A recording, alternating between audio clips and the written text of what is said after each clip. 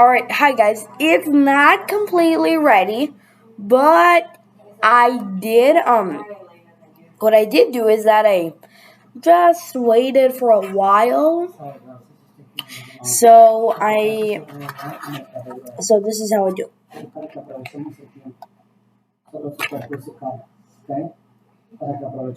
Alright.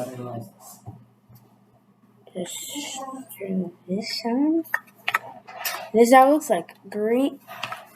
Blue and red lights. Alright.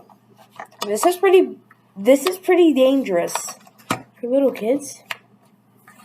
So that's why I'm gonna put this way back. I'm not gonna make it fly. Ooh, whoa.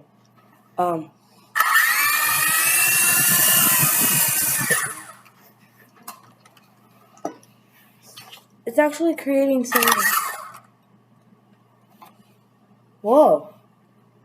Oh yeah, I forgot to tell you. The human eye cannot perceive these infrared lights, but cameras can.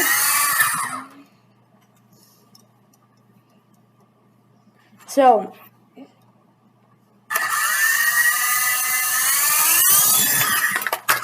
whoa.